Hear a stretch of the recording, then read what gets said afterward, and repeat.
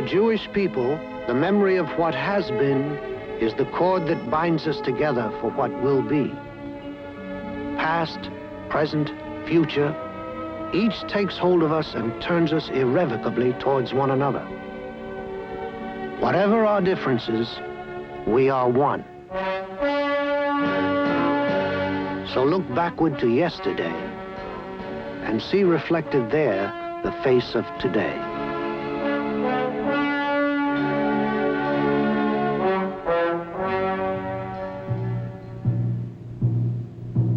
Back in the 1700s, Tsarist Russia thought she had taken care of her Jewish problem very well. And her solution was only a simple demand. Convert or go. And as Jews all over the world have done for thousands of years, when faced with that choice, they went. By the end of the 18th century, nearly all the Jews of Russia had been deported. Most had fled to Poland, where they were allowed to live in peace. But it didn't last long. Russia marched in, took over Poland, and irony of ironies, got back all of the Jews she had deported, plus hundreds of thousands more. 1 million Jews, all living in her new territories, all unwelcome. Jews are forbidden to leave these border territories. They are barred from trade or travel to the rest of Russia.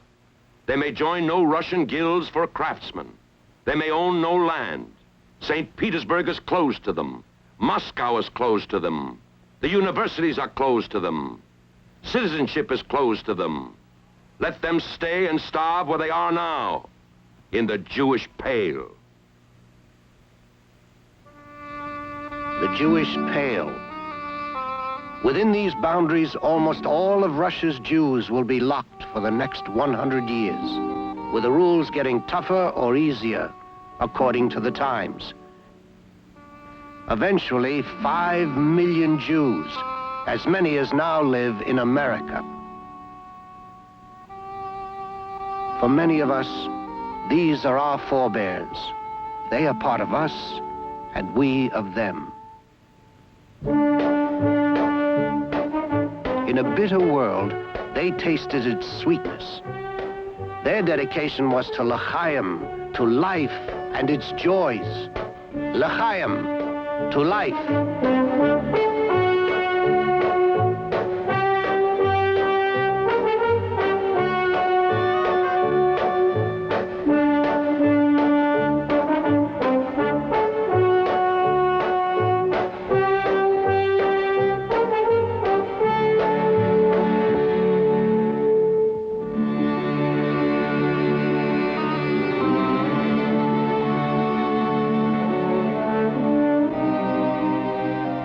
In the Pale, survival is the ultimate victory.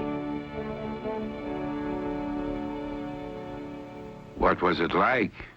To put it simply, in our town, there are 10 watchmakers and no watches. Still, to a worm in a horseradish, the horseradish tastes sweet. This is my horseradish.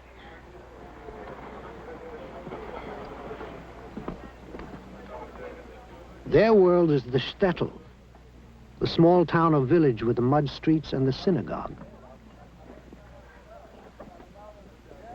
Here in the shtetl, the rest of the world is the intruder. When they come with blood and burning. When they leave, we continue as before, with time out to bury our dead.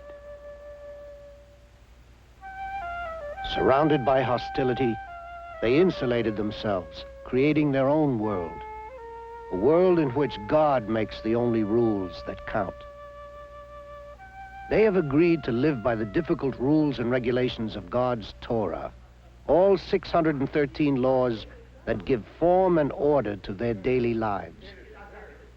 More than any czar, this code is their government, a code that for centuries has guided the Jews scattered throughout the world, living always in someone else's backyard, yet bound together as a community.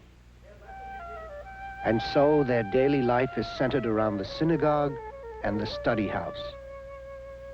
For to study and debate these laws is the joy of life.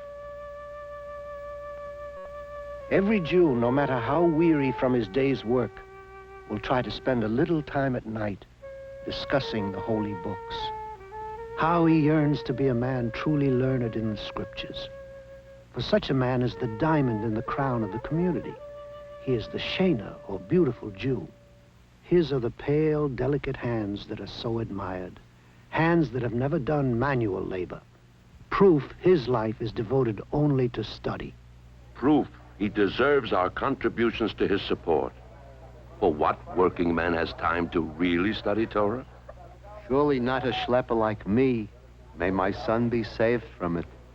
To use the head, not the hands. No son of mine will go to learn a trade. No. He'll be a Talmudic scholar. Then he will be respected. And he will marry a rich man's daughter. You should live so long.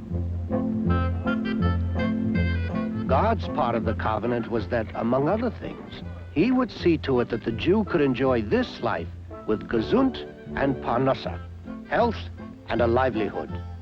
Hell, I'm not complaining. But a livelihood? Don't ask. Here, you've got to have more than one job if you want to keep your family alive. But I tell you, the best cobbler of all the tailors is Yankel, the baker. Barred from most professions and crafts, how does a Jew make a living? You use your wits and your brawn. You buy and you sell anything. And on market day, the bargaining is fierce. You should lose all your teeth except one, and that one should ache.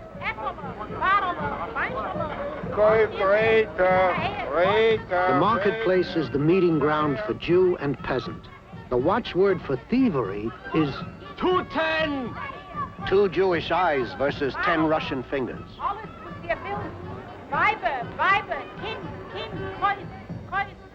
And of course, there is the man who tries to make a living out of the air.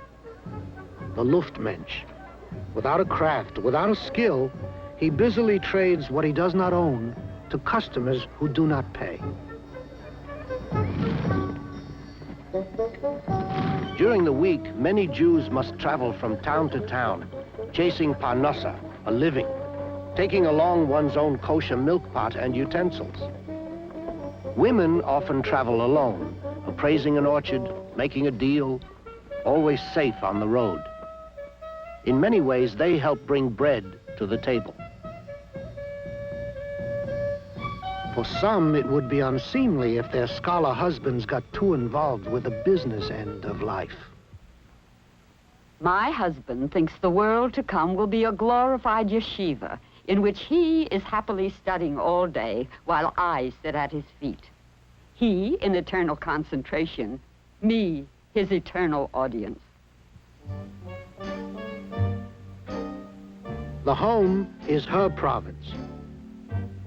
In the synagogue, she could announce the coming of the Messiah, and no one would pay attention to her. But at home, she controls the money and the mood. She makes the home a sanctuary for her beleaguered family. For during the work week, one lives in the diaspora, alien and apart. But comes the Sabbath, every weary Jew tries to come home to his family.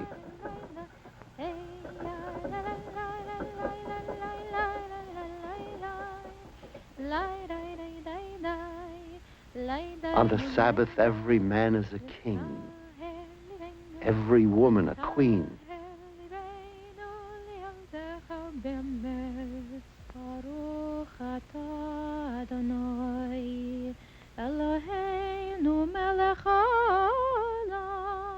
The harshness of the work week drains away as the candles are lit and the warm challah is brought to the table.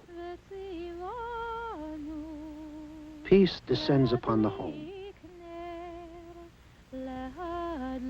It is good to be a Jew.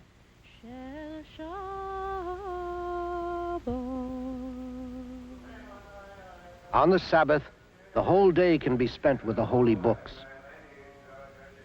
Tradition reaches out of the ancient past and touches the shtetl Jew personally. When he takes a sacred book into his hands, he knows who he is. He may be barred from the opportunities, the universities, even the citizenship of Mother Russia. But his hunger is in the belly, not in the soul. How many others can say the same?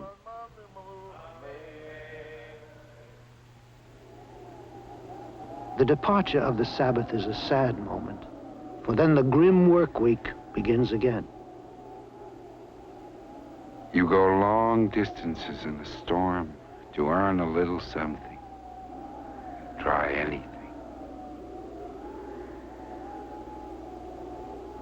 It is a desperate attempt by desperate people, confined to the poverty-stricken area of the Pale, to eke out a living of some kind. A never-ending marathon for those without skills, without a trade.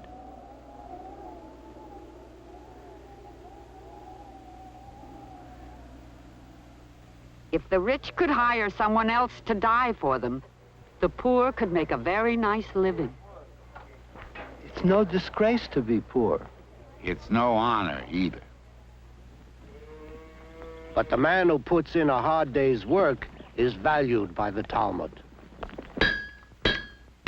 It is written in the Holy Book that a man shall work no more than 12 hours a day, including travel time, to and from the job. Maybe at ancient Jerusalem. On the other hand, the Talmud helps the employer along, too. It calls wasting time plain robbery. If you're working, you don't have to say the Shema on the ground. Talmud permits you to say it aloft on a scaffolding or in a tree. My boss has to be a scholar.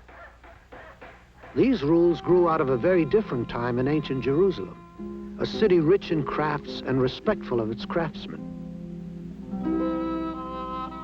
And it was said, the father that fails to teach his son a trade teaches him to rob.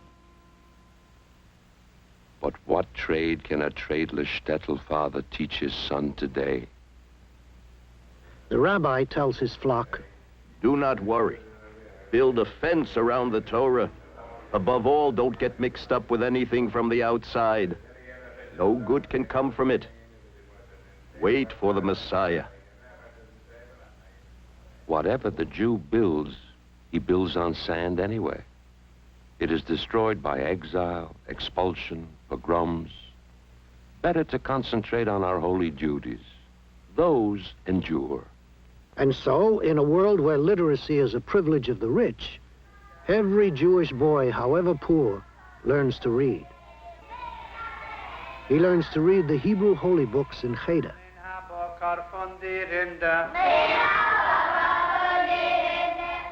And usually that's all he learns to read. Why read anything else? Books on science and literature are a waste of time. Everything he needs to know he can find right here in the holy books. But for the young, this is no longer enough. A new wind is blowing. A wind that has taken 100 years to reach Russia from Western Europe. The fresh breeze of the Haskalah, the Enlightenment. It tells of an industrial revolution. It whispers of Jews who have been accepted by Gentile society. It suggests that there is more to life than Talmud. There is talk that the world is bigger than the shtetl, that there is much to be done, much to be learned. But here in the shtetl, isolated by edict and sometimes by preference, the Enlightenment fills them with fear. I hear in Berlin, all this enlightenment resulted in an epidemic of conversions.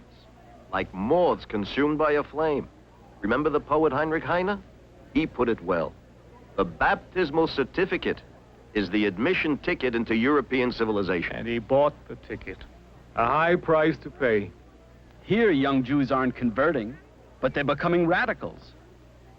By 1877, the records of one police department alone list these convicted radical propagandists. 279 nobles, 197 sons of priests, 117 sons of high officers, and 68 young Jews.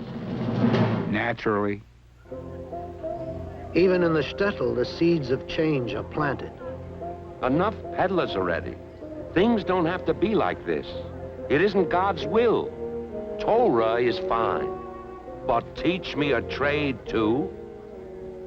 Yussel the baker is getting a Jewish newspaper from St. Petersburg, written in Russian. In Russian? For Jews? Well, Yussel was always an odd one. So, what does it say, Yussel? October 18th, 1879. Here in the newspaper Rosviet, it says, enough of this twaddle. Enough of hot air. It is time to go to work. Create vocational and agricultural schools. This is the way to raise the standard of living of the Jewish masses in Russia. Life itself has set these aims for us. In St. Petersburg, the representatives of great Jewish wealth agree. They are the few Jews so important to the financial well-being of the Russian court that it is whispered by the shtetl folk that they can even talk to the Tsar. Samuel Polyakov, Russia's railroad king, petitions His Most Illustrious Majesty, Tsar Alexander II, for approval to form a Jewish committee to raise funds for this purpose. The Tsar agrees. Polyakov and Baron de Gunsberg each contribute 25,000 rubles to the new fund. Before this, social action had always been limited to a few powerful Jews. Now an elite committee is formed, and they break with tradition. We will go to the people. For the first time, the door will be open to Jewish action on a mass scale. To every important and almost important Jew, their letter comes, announcing the creation of a fund to establish trade schools and agricultural colonies. We, the undersigned, consider that the participation of as large a number of people as possible is extremely dear to us, and the gift of a ruble by a poor man is not less dear to us than donations of tens of thousands. The letter speaks to the very heart of the Jewish community. For its purpose is to inspire new respect for the manual skills, and by training, to help the shtetl Jew take his place in the modern world. The response is profound. Money begins to pour in. Even so, the committee soon learns it has made a few errors. Just listen to the letters to the newspapers. The appeal is in Russian. What Jew reads Russian? Only the big shots, so let them give money. Our fund is for the people, so let it be built up by the people. Send a Yiddish translation. Translate it into Hebrew, and we'll post it in the synagogue. That's how to raise funds. The letters show confusion and strange rumors spread. The 9 lost tribes have been found. They live in profound misery, and the money is being collected for them. No. The Turkish Sultan has become a Jew, and he has invited all the Jews to come to him, and that is why the money is needed. Aus der geehrte Geschichte. More typical is a letter from Mr. J. Ginsberg of Meserich. The letter did not mention the name of any rabbi, but as a rule, it is precisely the rabbi that makes kosher philanthropic initiatives. So secure the cooperation of eminent rabbis to dispel the doubts. Egos have to be massaged carefully. We in Babrinitz think that the initiators of the fund entertain exaggerated pretensions about themselves, and they do not deign to honor with their letter certain persons who are well known in our bare corners, but not in the outside world. How do they expect me, a fundraiser in St. Petersburg, to know every Jew in Russia who could be useful to the cause? But the Jews of the Pale hear the note of hope in that appeal and see the dream. To make a new life for their children, to remake their faltering world. Unheard of. We've raised 206,000 rubles in 6 months. 12,000 people in towns and villages all over Russia, most of very modest means, have contributed. They are the founders of an organization which, in the years to come, will be inseparable from the destiny of the Jewish people. The Society for the Promotion of Handicrafts, Industry, and Agriculture among the Jews. Общество распространения труда. ORT. How could these people raise so much money? They don't even have rubles for food. But it is written that all Jews are responsible, each for the other. If we do not care for ourselves, who will? This is the concept of giving woven into the fabric of the shtetl. At this time in the Russian Pale, for the benefit of poor brides alone, there are 57 Jewish organizations. Plus who knows how many for the aged, the sick, the poor, the orphans, and of course, for the scholars. ORT's appeal touches the Jewish values directly, for it brings to life the honored principle of Maimonides. Anticipate charity by preventing poverty. Assist the reduced fellow man by teaching him a trade, so that he may earn an honest livelihood and not be forced to the dreadful alternative of holding out his hand for charity. This is the highest step and the summit of charity's golden ladder. In the years to come, ORT dedicates itself to this. So the people give, and they plan, and they hope.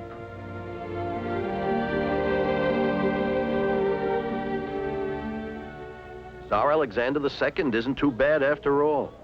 He isn't too good either. Well, it's all by comparison. It's possible to even have a foolish dream or two. Within a year, the foolish dream becomes a nightmare. March 1st, 1881. The Tsar has been assassinated. Then his son is the Tsar. The new Tsar, Alexander III, has his own solution to the Jewish problem. 1/3 will emigrate, 1/3 will convert, 1/3 will starve. The words of the new Tsar's spokesman ring out across the land. On your feet, gentlemen. The government is coming.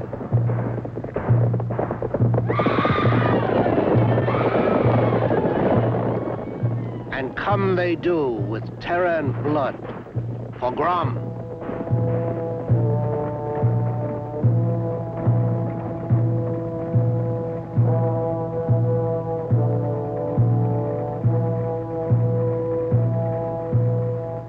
Children hide in terror as the troops thunder through the villages, looting, destroying, killing.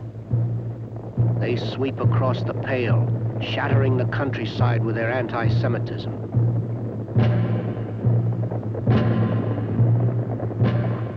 They come to the ORT school in Zitomir, the first Jewish vocational school in Russia.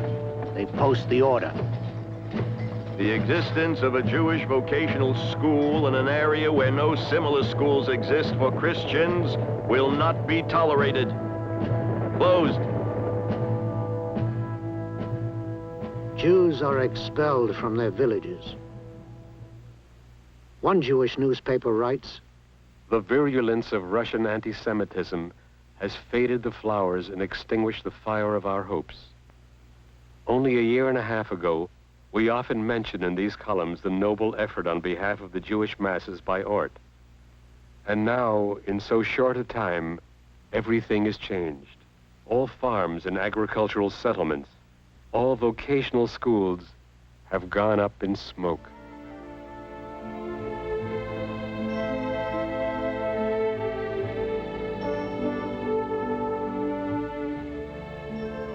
There is no longer hope for Gesund and Parnasse, health and a living for the Jew in Russia.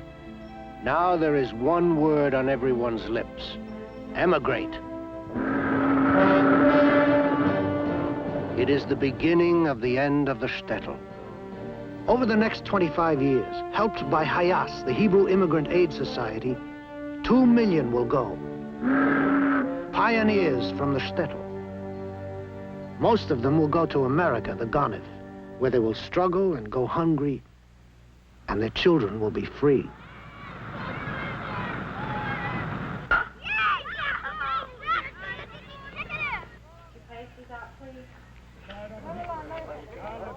But how we miss the old country.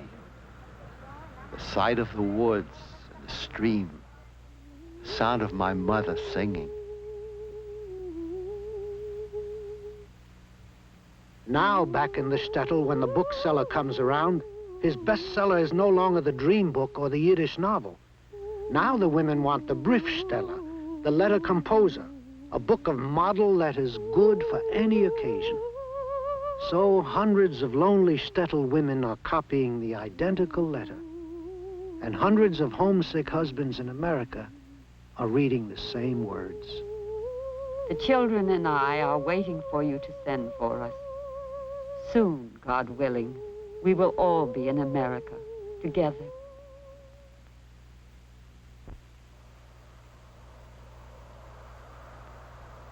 For those who remain in the shtetl, the years ahead will be grim.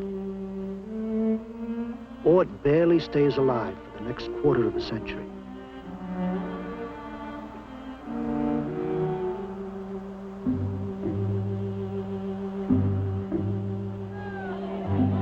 Then in 1905, the desperate condition of the Russian people brings on a revolution.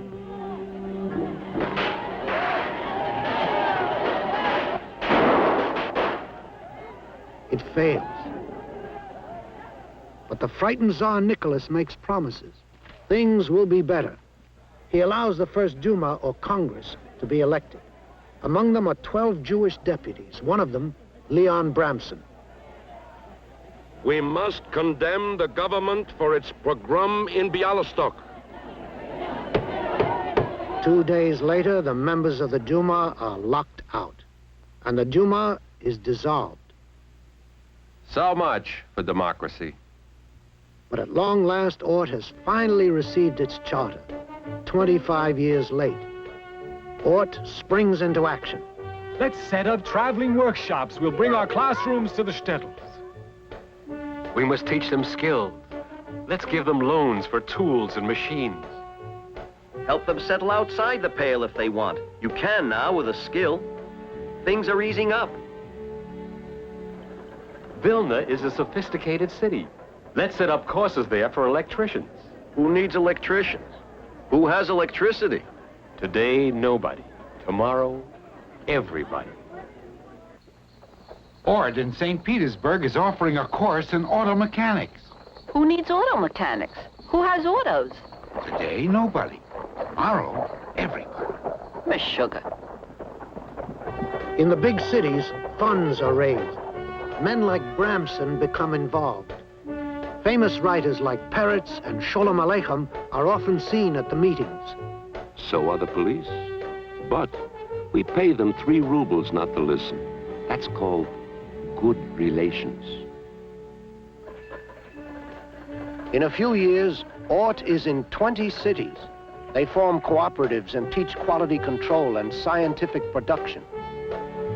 And the shtetl psychology begins to change as ORT moves in. But history cannot wait. History arrives and sits on the shtetl doorstep. The story goes that a shtetl learns that the government has ordered every house painted. Very strange. The people debate the order using Talmudic logic.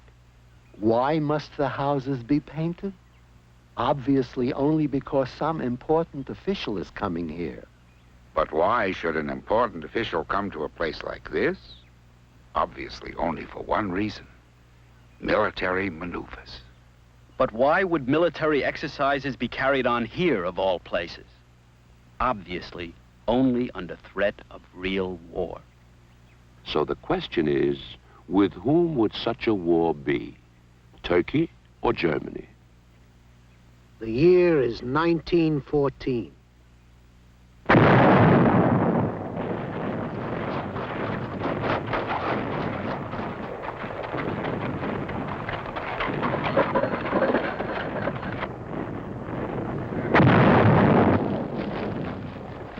The First World War makes the Jewish Pale one vast battlefield. It shatters forever the shtetl way of life in Eastern Europe as counter-marching armies smash their way across the Pale.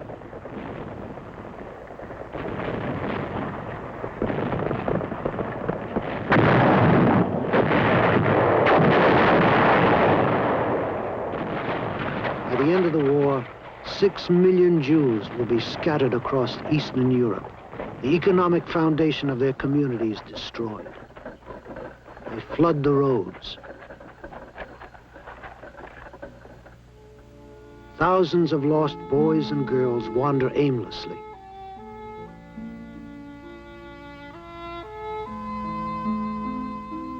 Nothing is as it was. But ORT is not a refugee organization. What do we do? If the Jews are refugees, then ORT is a refugee organization. What do we do? What must be done? We will learn while we do. How do you teach people to trade under such conditions? On the road, moving. What do you do for men and women 30, 40, 50 years old who will never return home to their old professions? Must they accept charity till the end of their days? These are the terrible questions that we must answer. An ORT professional staff is assembled for the first time. They give aid in the art of survival. 72 unemployment offices are set up, 60,000 apply, 25,000 get work. Those with no skills get fast, short-term courses. ORT opens 25 new credit offices to lend money. Feeding kitchens are set up next to the shops to keep thousands from starving. The homeless children find a home in ORT dormitories. Well, now ORT is ready for anything. We have learned our trade. Let the future bring what it must. The future brings the Russian Revolution. Every Jewish peddler and shopkeeper, however poverty-stricken, is classified as a capitalist and parasite, a property owner, and therefore to be deprived of his civil rights. Only 1% of the entire Russian population is so classified, but 47% of all Jews. The entire ORT fund, which now totals 500,000 rubles, is lost to ORT.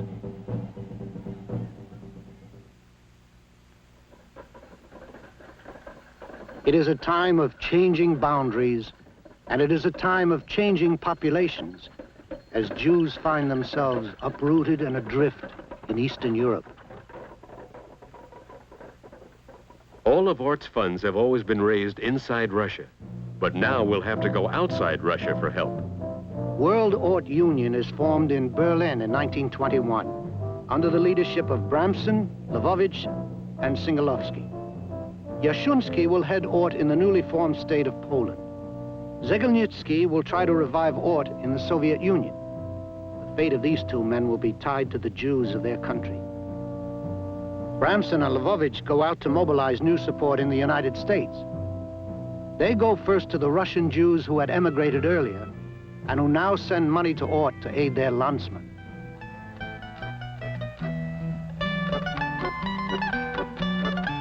The philosophy of ORT is that wherever a Jew lives, that's where we help him. So what can we do to help a Jew in the Soviet Union? The answer is the shipment of vast quantities of equipment and seed to government-approved workshops and farms in a mammoth campaign to retrain Jews so that they can be accepted as Soviet citizens. This successful program will continue until 1938. Then, along with so many other Jews, the Stalin purges will liquidate the director of ORT, Zegelnitsky. ORT in Russia will die.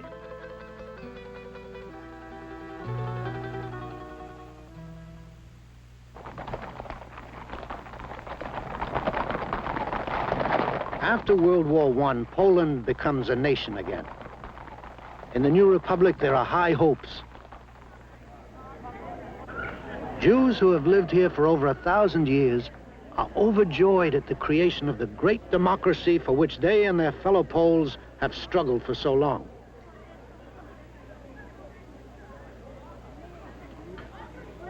But the great democracy soon makes new rules for the Jews. New rules with an old sound. So now we have a cold pogrom. Boycott. Starve the Jew out. We may not work in government. We may not work in a factory. We may not even work in a Jewish-owned factory, or the Polish workers will strike. So how are we supposed to earn a living? Maybe it's time to get out of Poland. But the safety valve of open immigration to the United States has been closed by America's new restrictive quotas. So most Polish Jews must remain. ORT schools begin to fight back, outwitting each new Polish restriction. Another law. All craftsmen must join a guild. But first, you must pass an examination in Polish. But they know most of our kids can only read Yiddish or Hebrew. So, ORT will teach them how to read Polish. Easy. They say the new apprentice exams are very hard. Well, then ORT will make our boys better craftsmen. Easy. But it costs money to take the test. Money? Now that's not easy. But we'll get it from somewhere. ORT's work is gaining worldwide support. In England in 1930, a dinner is given for ORT, and Einstein is guest of honor. George Bernard Shaw attends and, surprisingly, gives a contribution of $25,000. ORT grows.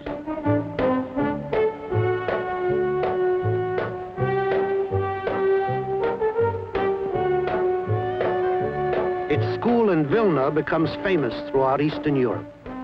Many of its graduates will one day form the backbone of Israel's technical staffs. The school in Kovno teaches the heart as well as the hands, and each student has a garden to help cultivate.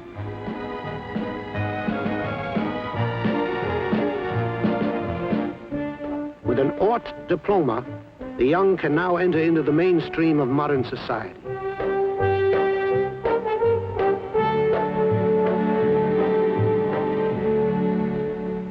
But for the older generation, this new, changing world is a strange and difficult one. Look, easy it's not. But, like it says in our song, was is gewesen is gewesen. What is past is past. Was gewesen ist gewesen in der Tor. Schöner Weg, jene Jür, jene Schuh. Wie schnell verfließt jinge Krieg. Keine Kenntnis mit Kraft mehr zurück. Weil was gewesen ist gewesen in der Tor. Die Kräfte werden schwach, die der Thron. Men näht sich, men kleidt sich, men macht sich schön. Men nachkommen keinen nur sich allein. Weil was gewesen ist gewesen in der Tor.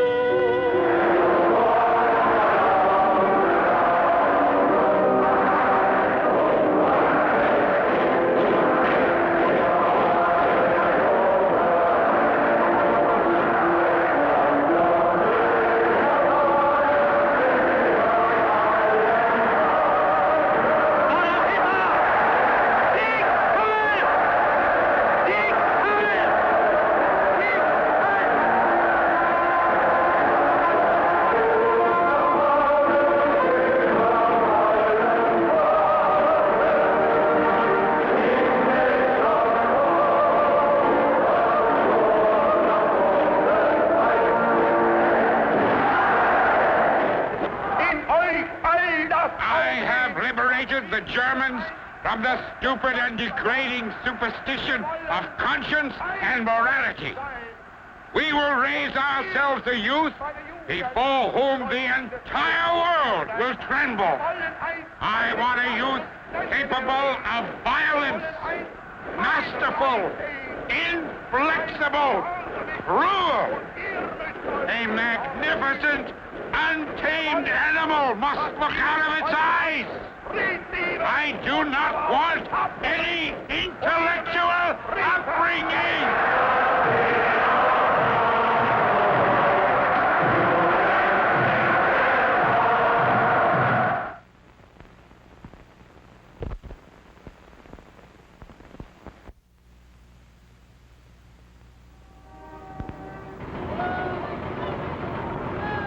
The smell of Hitler is beginning to sicken Germany. By 1933, ORT is forced to move its world headquarters from Berlin to Paris.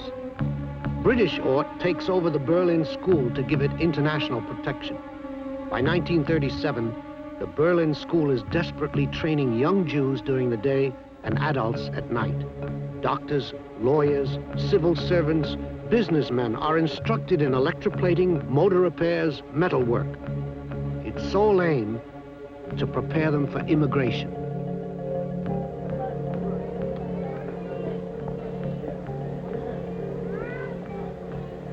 (1938). 900 of us Jews with money and foresight have managed to get our families out of Germany. We sail on the St. Louis, and we all have visas for Cuba.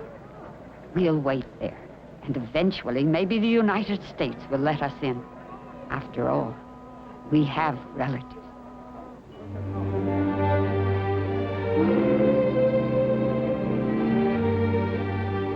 But when the ship docks, the Jews are forbidden to land.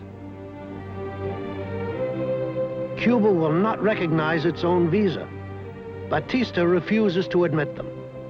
In desperation, the Joint Distribution Committee posts a bond for $500,000 with the Cubans as a guarantee that these affluent Jewish refugees will not need government support. Nothing helps. The ship is forced to head back to Hamburg. No country, not even the United States, will let us in. But we can't go back to Germany. Mama, better to die here at sea than in Hitler's Germany. 200 passengers sign a suicide pact. They will not return to Germany alive. The JDC mounts an international campaign, pleading for any country to open its borders. The United States refuses. Finally, England, Belgium, Holland, and France relent and take in the desperate Jews.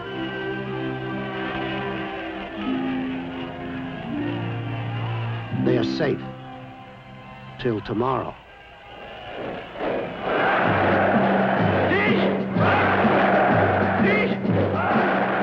In Germany, the noose tightens.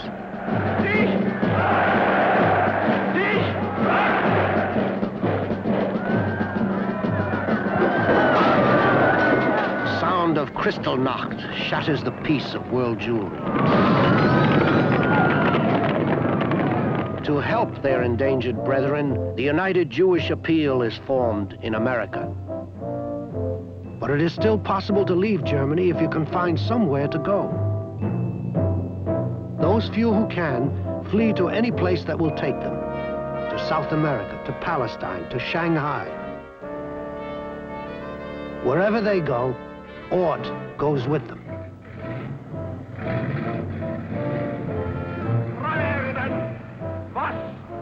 Little by little, each open border slams shut against the Jews.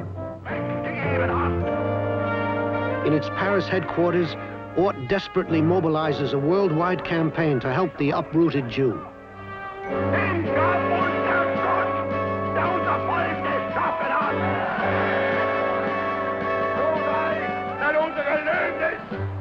An diesem Abend, in jeder Stunde, an jedem Tag nur zu denken, an Deutschland, an Volk und an Reich, an unsere deutsche Nation und das deutsche Volk. Sieg heil! Sieg heil! Sieg heil!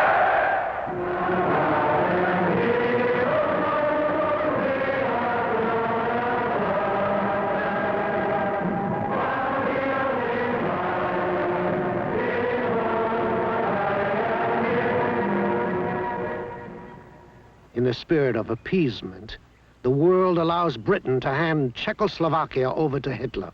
The Jews are thrown out of their homes in Czech Sudetenland. They are stranded in a neutral buffer zone. Stateless. A new word. A terrible one. A few possessions of a lifetime. And just as the peril of Europe's Jews becomes most desperate, the British slam shut the gates of Palestine. They are not safe even till tomorrow.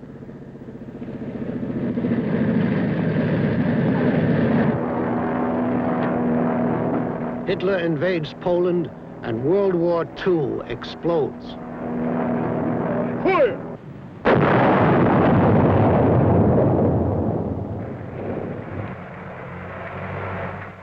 He sweeps across Europe and he seeks out the Jew.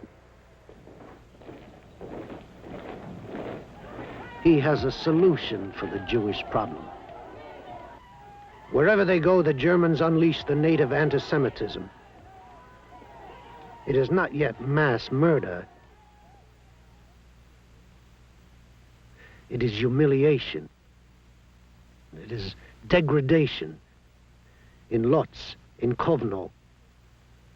It looks human with the face of your neighbor and the hands of your grocer. But we've known this sort of thing before, and we have survived it. What the human race has never known before, what the human mind is incapable of accepting, is yet to come.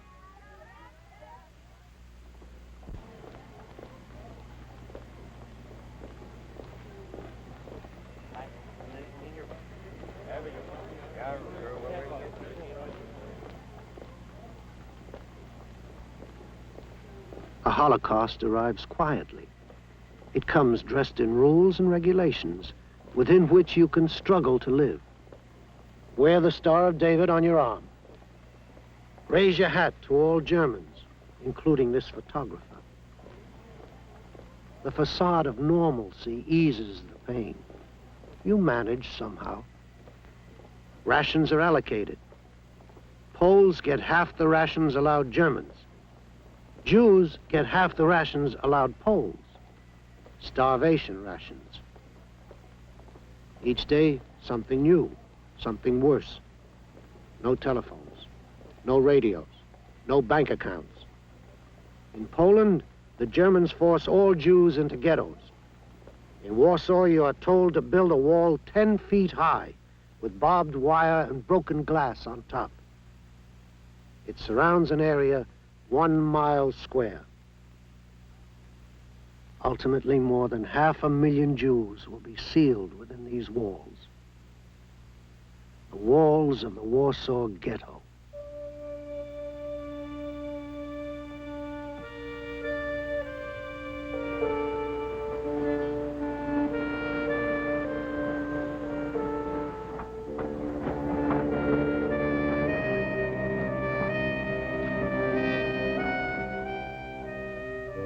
Soon, trainloads of Jews from other towns and cities in Poland begin to arrive daily. Survivor Hirsch Altuski, an ORT student in the ghetto, remembers. The Germans would push them out in the street and say to us, "Here are your Jews. Take care of them." A Jewish committee would come to you and look around and say, "You have to take in 5 people, or 6, or 7, and we would take them in. And we would have to feed them. Somehow." There is an order from the governor. No Jew may leave the ghetto under pain of death. Anyone outside giving a Jew shelter or any assistance whatsoever is subject to the same penalty. Then, the night killings begin. One Friday night, they pulled out all the bakers and some other prominent people, and they killed them. They took them out in front of the house, and they killed them. You got up in the morning, and you found 60, 80, 100 dead people in the streets.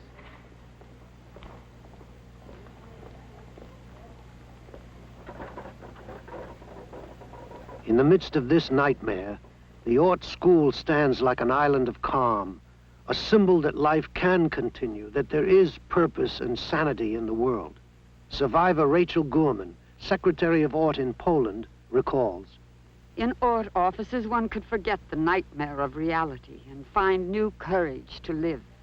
We drank tea, discussed politics, or just chatted. And the horror that was all around us was forgotten. And to such an extent that it was a shock to hear about the new decrees, beatings, murders. Then a bell announced the start of a lesson, and we went back to our classes. There one did not think about what was happening outside. There it was all satisfaction and the joy of creating. There was a profound intensity. For the students, all the living, all the learning they might ever do, they must do now. If you graduated from the first course in school and would live long enough in the ghetto to survive and have another, then you could go to a higher class. But mostly, we did not survive long enough to get to higher classes. The ghetto historian, Dr. Ringelblum, wrote of those classes. Each day is like a decade in ordinary times. The Damocles sword of extermination hangs constantly over the heads of the Warsaw Jews. Their fate is tied to that of the shops. So long as the shops have orders, the Jews have the right to live. If the shops go out of existence, they lose the right to live. When the Germans asked for volunteers for resettlement to the east, to special workshops, they get them. There is the promise of free rations, escape from the plague. At the beginning, the Germans even asked for money, proof that the trip is worth taking.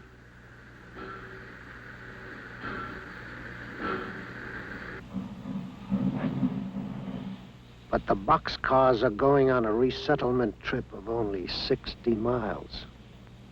From Warsaw to Treblinka, the death camp operated in the deepest secrecy. The Nazis have even built a dummy railway station there, complete with false direction signs to European capitals, with timetables and directions to the waiting room and restaurant. No one must suspect.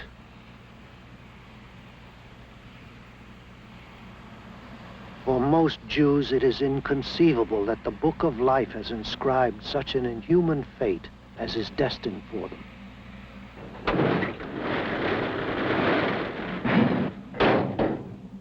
For who can imagine that there is a master plan to destroy every single Jew in Europe?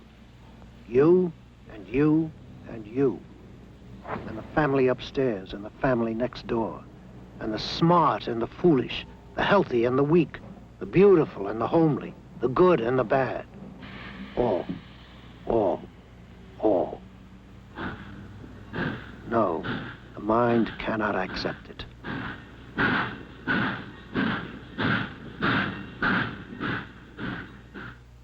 The German policy was divide and conquer. Give a little hope, open up 1% of hope to trap 99%.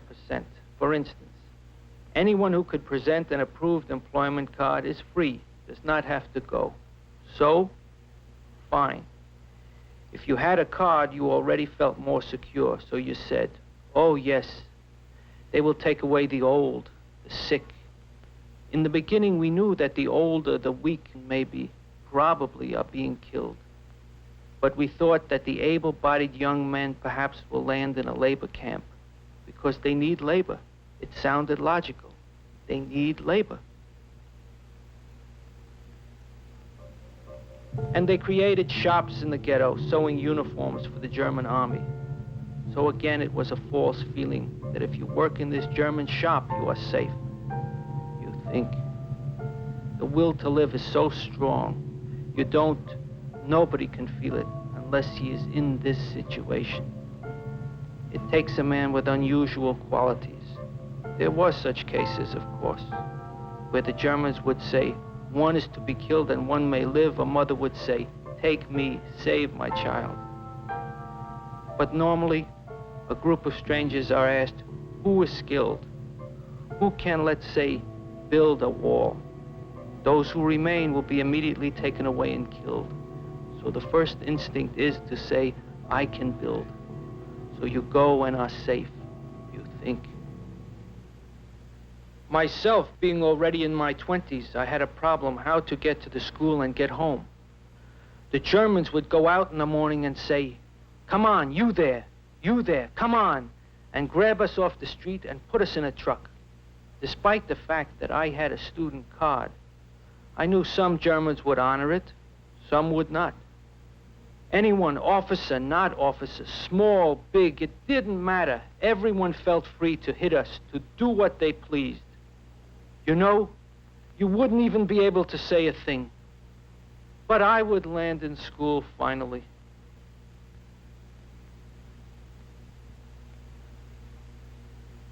The Germans stopped the overseas donation of food to the ghetto when the United States enters the war.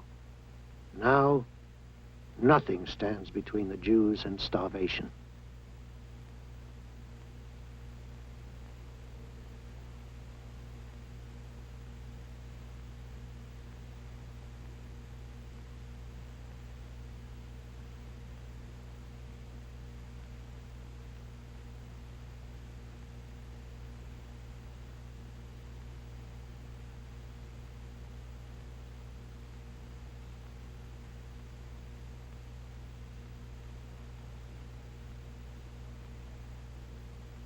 Smuggling became a way of life. A lot of children did it. Valuables were smuggled out and sold. Information, food, guns were smuggled in. If you were caught, they shot you. Tens upon tens, hundreds and thousands of children were killed. Children never survived the Germans. Never.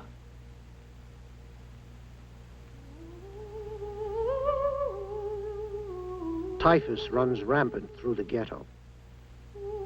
Jews are starving in the streets.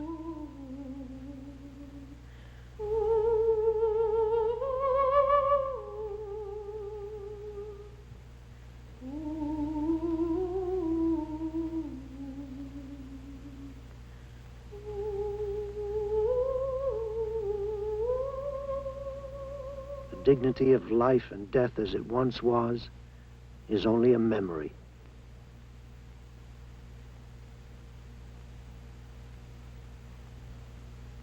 $5,000 die a month. Every night the dead are placed on the pavement.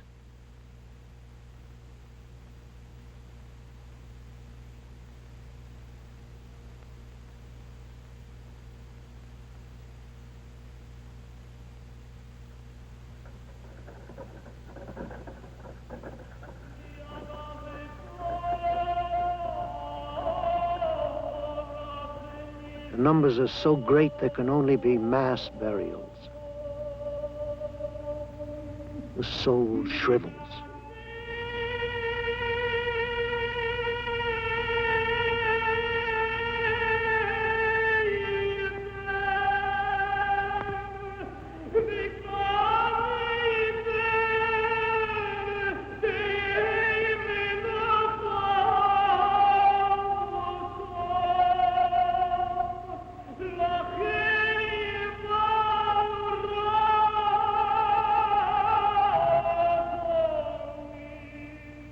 My children are desperate because the enemy prevails. Jeremiah.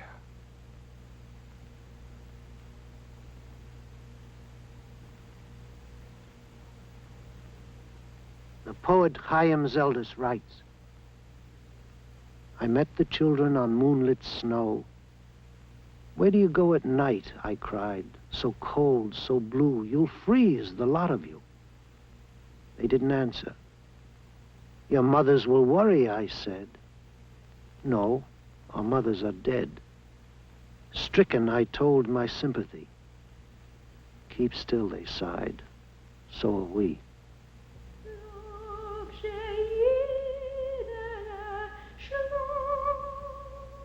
The Germans never talked about liquidating Jews. They merely wanted to remove superfluous elements from the ghetto. On a fateful Wednesday, the 22nd of July, 1942, at 2 in the afternoon, all knew that the deportations had commenced. Every day, thousands and thousands of people, as many as 10,000 some days, were sent to Treblinka. 150 people in a boxcar lie sprinkled on the floor. At the end of the journey, many are already dead. Those who survive the trip do not survive Treblinka. Its sole purpose is the immediate murder of the new arrivals. Mass murder on a grand scale. Much faster than starving in the ghetto.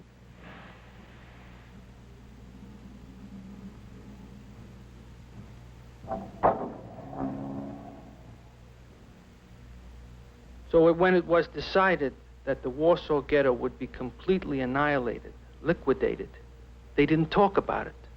It was just an announcement, nicely written, in nice language from the Judenrat, that now the Warsaw Ghetto would be closed, and all able bodies and all working people would be transported to the east.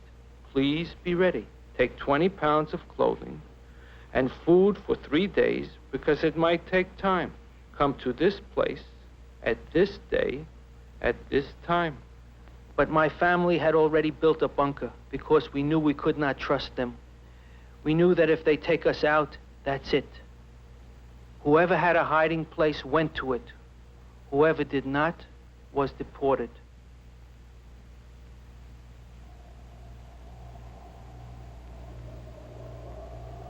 At this point, out of 600,000 Jews, only 50,000 remain in the ghetto.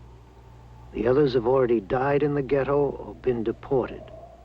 Among them, the director of ORT, Engineer Yashunsky, and his family. But even under these conditions, ORT remained a sort of oasis. A hiding place was arranged, and there was always a guard to warn of danger. We sang while we worked. We read Sholem Aleichem.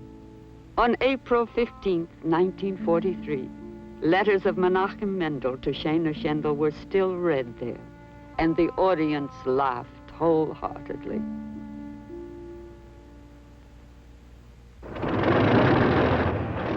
During the night of April 18th, the ghetto was surrounded. Machine guns, tanks, planes, detachments of SS and Wehrmacht, the Nazi police, auxiliaries of Latvian and Ukrainian fascists move in. Hitler's birthday is the next day, and the destruction of the ghetto will be his present. But the Jews of the ghetto do not get that present. Fighting goes on day and night.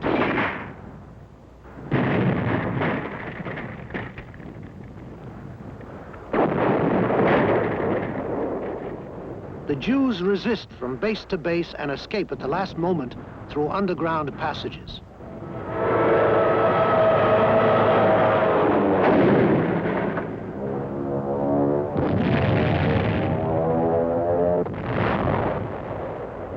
Finally, to get the people out, they burned. They went from house to house and they burned. Let's smoke them out, they'd say.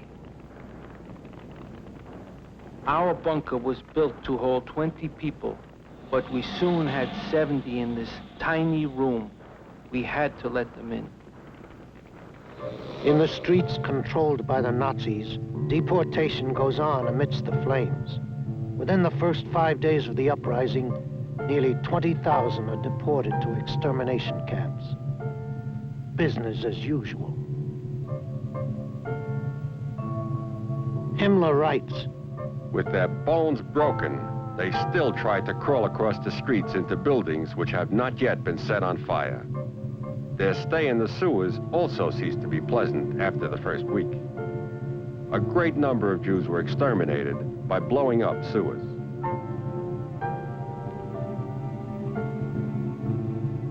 Then the Germans came to get us in our bunker. They started to throw hand grenades. So we said, "We are coming out."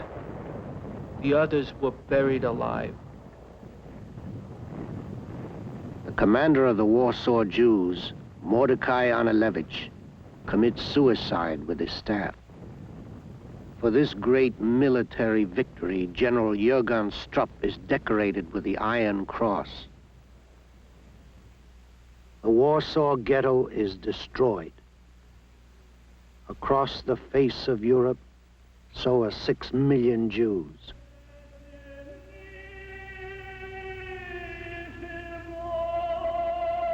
And you shall tell your children this story. For it is written, not only one has risen up against us, But in every generation, some have risen up against us to annihilate us.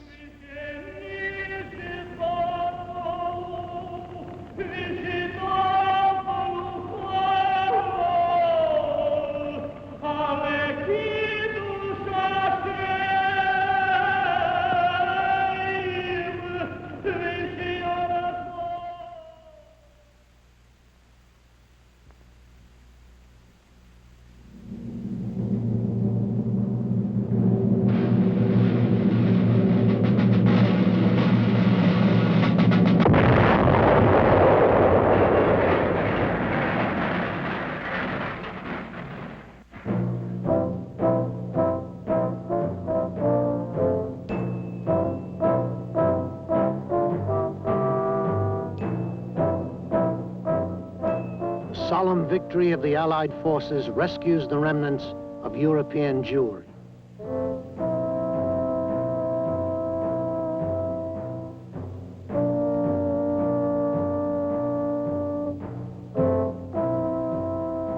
A poem by Nellie Sachs speaks for those who survived.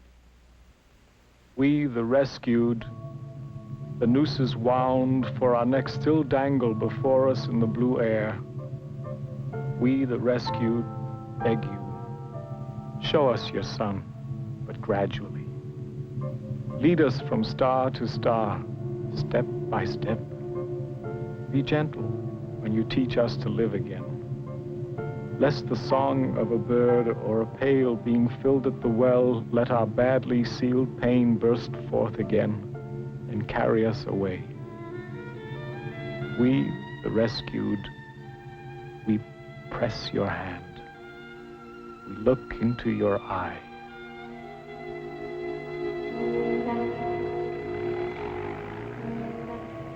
You are taken to displaced persons camps, often German barracks, located right next to the concentration camp you just left. You live surrounded by tragic memories.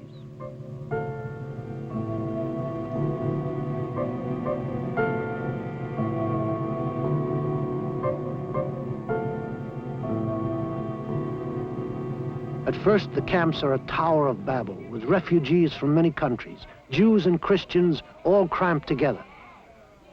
But soon, the Christians begin to leave. They are going home. To the sound of music, the daily exodus takes place. They are returning to their homeland, to their families. The Jews watch them go. By now, they have learned the terrible truth. Wherever there had once been a Jewish community, there are now only mass graves. There is no home. There is no family for the Jew to return to. A terrible despair sweeps the camps. Each person is engulfed by solitude. In the DP camp at Landsberg, there are 3 survivors from Kovno ORT who find each other. One of them is Jacob Oleski, its former director. We did not even know if ORT still existed. But soon the ORT people come into the camps, and the first ORT school they set up is in Landsberg, with Oleski as director. Landsberg is where Hitler wrote Mein Kampf. Landsberg will be where we begin our struggle to build a new life of peace for our people and all humanity. However, they find that their first and most difficult job among the survivors is a psychological one. For many, work is death. For the Germans literally worked you to death. Now, ORT must break through this fear and slowly, carefully, lovingly lead the survivors back to life. For it is written, I have set before you life and death, blessing and cursing. Therefore choose life, that both thou and thy seed may live. The vast job of rehabilitation begins. Help pours in from the United States and the United Nations.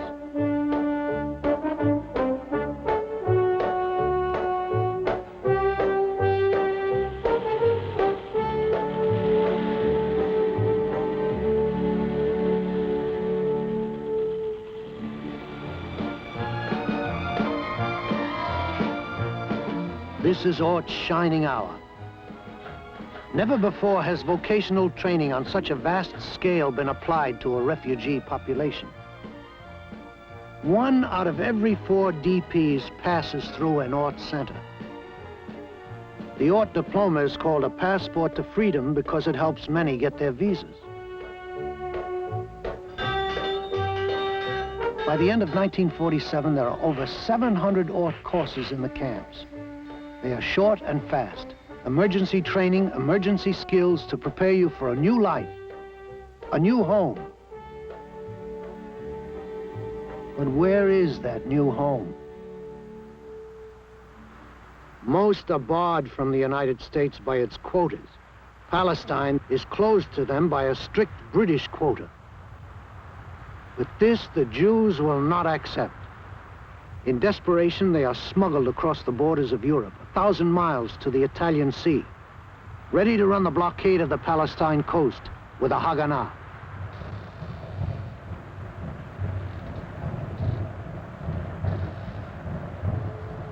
Some will get through, many will not.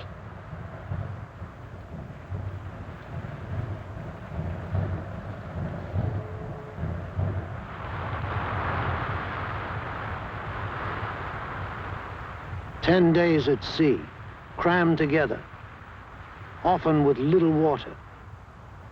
The voyage is long and hard, but the goal is a new life." And then, within sight of Palestine, they are spotted. Trying to masquerade as a freighter, they hide their precious cargo.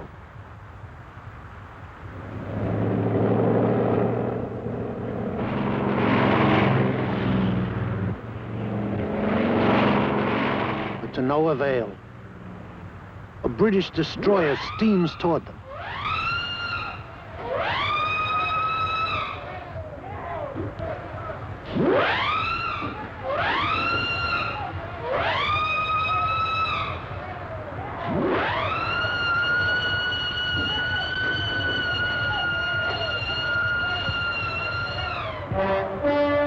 In defiance, they raise their shield of David as they are boarded.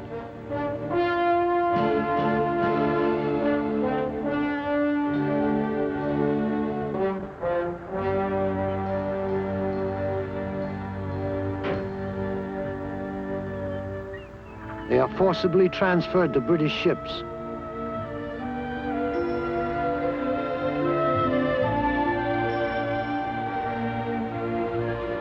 Their feet know only for a moment the precious earth of their promised land.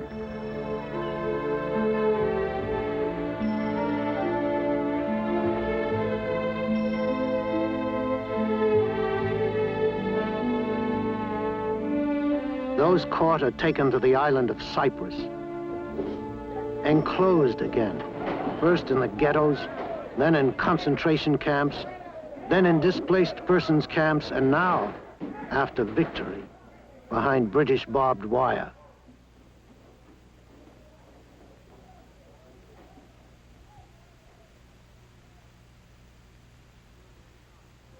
But still they come.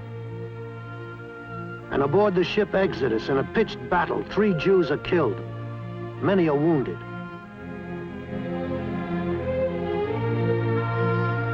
This time, however, the British do not send them to Cyprus.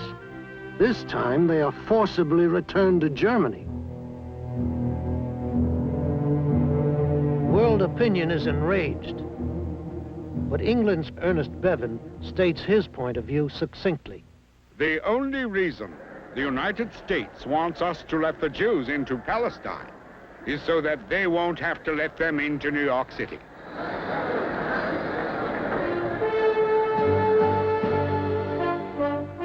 The Exodus passengers, now back in the DP camps, attend ORT schools as a sign of their continued belief that they shall return to Eretz Yisrael.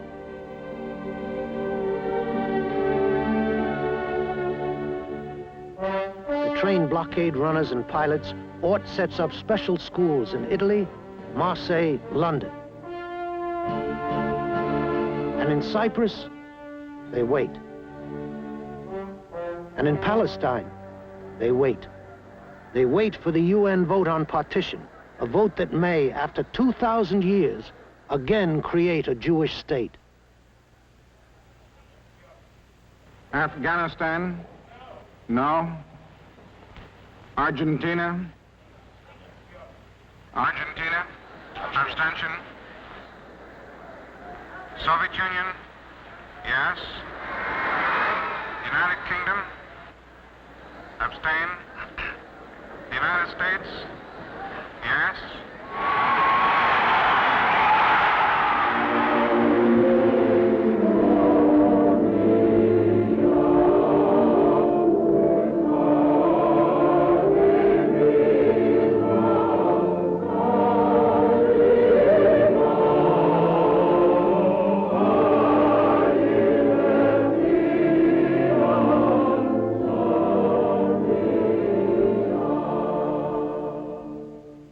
But the real existence of the State of Israel will be won only with the blood of Jews.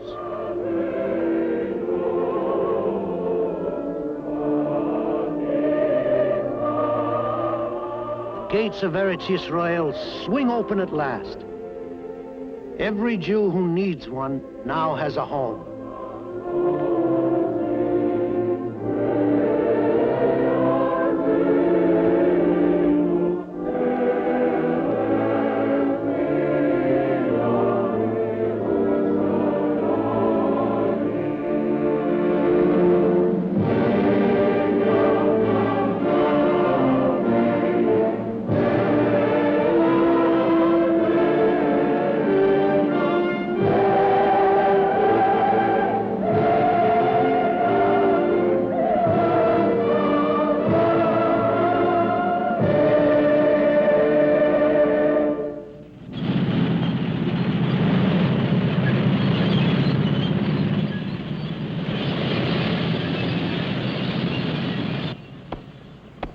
How do you build a new nation?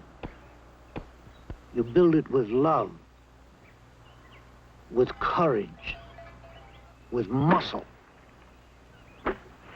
and with skills.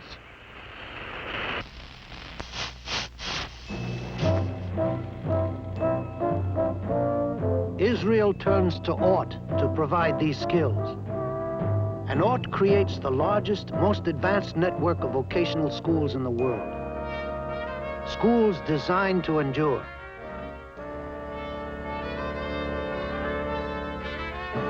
No longer will the need be for emergency training for a desperate people or for Jews on the run. No. Here the training will be long-term and sophisticated. Training for Jews who know they are here to stay, who have a future to build. If you graduated from the first course of school and would live long enough in the ghetto to survive and have another, then you could go to a higher class. But mostly, we did not survive long enough to get to higher classes.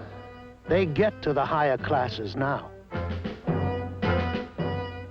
They get to the classes in languages, mathematics, physics, electronics. But what trade can a tradeless shtetl father teach his son today? Telecommunication, design, drafting, aeronautics, computer sciences, automation, you name it. And now, the new ORT School of Engineering at Hebrew University. Build a fence around the Torah. Don't get mixed up with anything from the outside. Once we were ahead of our time. Now the times have caught up with us. And where they have not, we give it a little push. Wherever Jews are in need all over the world. Where the new technology and the ghetto Jew knew nothing of each other, ORT was and is the bridge that has linked the two.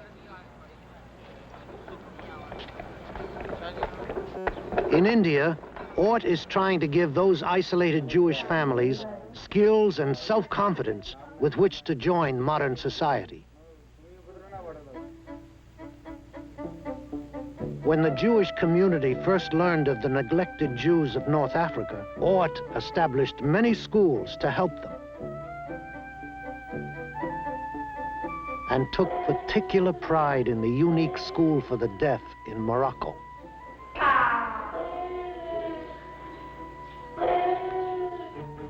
Later, thousands of North African Jews had to flee those schools and their native lands. The famous ORT schools of France, which are spread throughout 6 cities, made many of them welcome. In the same way, decades ago, ORT followed the Jews fleeing Hitler to South America and established a school for them in Argentina, a school which today offers some of the most advanced courses in computer sciences anywhere in the world. Most of the teachers for this vast network of schools are trained at the Special ORT Institute at Agnières. They know how to involve. They do it in 23 countries, in 700 schools throughout the world. All Jews are responsible, each for the other. If we do not care for ourselves, who will?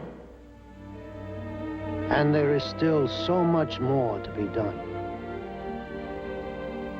Wherever a Jew needs skills to help him attain a better life, he will find ORT, and ORT will find him. ORT helped create a revolution in Jewish attitudes and Jewish life. Nothing will ever be quite the same again.